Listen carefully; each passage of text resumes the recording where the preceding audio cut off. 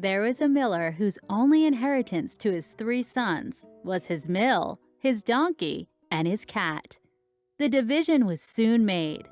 They hired neither a clerk nor an attorney, for they would have eaten up all the poor patrimony. The eldest took the mill, the second the donkey, and the youngest the cat. The poor young fellow was quite comfortless for having received so little. "My brothers," he said, "may make a handsome living by joining their shares together, but for my part, after I have eaten up my cat and made myself a muff from his skin, I must then die of hunger." The cat, who heard all this, said to him with a grave and serious air, "Do not be so concerned, my good master. If you will but give me a bag and have a pair of boots made for me, that I may scamper through the dirt and the brambles, then you shall see that you are not so poorly off with me as you imagine." After receiving what he had asked for, the cat pulled on the boots and slung the bag about his neck. He went to a place where there was a great abundance of rabbits. He put his greens into his bag, then stretched himself out as if he were dead. A foolish rabbit jumped into his bag, and the master cat immediately closed the strings. One day, proud of his prey, he went with it to the palace and asked to speak with His Majesty. He was shown upstairs into the king's apartment, and making a low bow, said to him, "Sir, I have brought you a rabbit from my noble lord, Marquis de Carabas." "Tell your master that I am very pleased with his gift," said the king. One day, when he knew that the king would be driving along the riverside with his daughter, he said to his master, "If you will follow my advice, your fortune is made. You just must bathe yourself in the river." The master did what the cat advised him to. While he was bathing, the king passed by, and the cat began to cry out, "Help! My Marquis de Carabas is going to be drowned!" At this noise, the king put his head out the coach window and found it was the cat who had brought him the rabbit. He commanded his guards to run immediately and assist.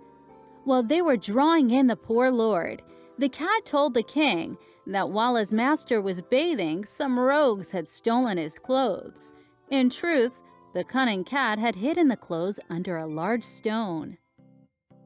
The king commanded the officers to fetch one of his best suits for the de Carabas and asked the lord to join them on their drive. At that time, the cat ran on ahead. Meeting some countrymen who were mowing a meadow, he said to them, "My good fellows, if you do not tell the king that the meadow belongs to my lord Marquis de Carabas, you shall be chopped up like mincemeat." The king did not fail to ask the mowers whose meadow it was that they were mowing. "It belongs to my lord Marquis of Carabas," they answered all together, for the cat's threats had frightened them. "You see, sir," said the Marquis, "this is a meadow which never fails to yield a plentiful harvest every year."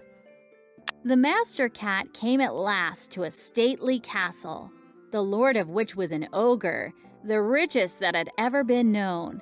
The cat had known who this ogre was and what he could do, asked to speak with him, saying he could not pass his castle without having the honor of paying his respects to him. The ogre received him as civilly as an ogre could do. "I have heard," said the cat, "that you are able to change yourself into any kind of creature. You can transform yourself into a lion, an elephant, or the like?" "That is true," answered the ogre. "and to convince you, I shall now become a lion." The cat was so terrified that he leaped onto the roof. However, the ogre resumed his natural form and the cat came down.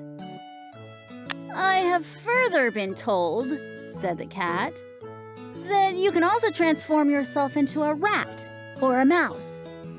But I can scarcely believe that. I think that would be quite impossible." "Impossible," cried the ogre. "You shall see." He immediately changed himself into a mouse and began to run about the floor. As soon as the cat saw this, he fell upon him and ate him up. Meanwhile, the king, who saw this fine castle of the ogres as he passed, decided to go inside.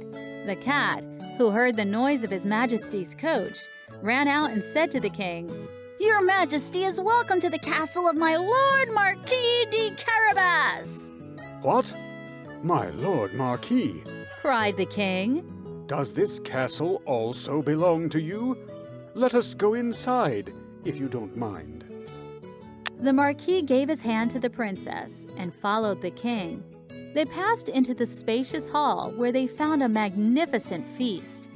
His Majesty was perfectly charmed with the good qualities of Lord Marquis de Carabas, as was his daughter, who had fallen violently in love with him. "It will be your own fault, my Lord Marquis, if you do not become my son-in-law," said the king. The Marquis de Carabas, making several low bows, accepted the honor which His Majesty conferred upon him, and forthwith, that very same day, married the princess. The cat became a great lord and never again ran after mice, except for entertainment.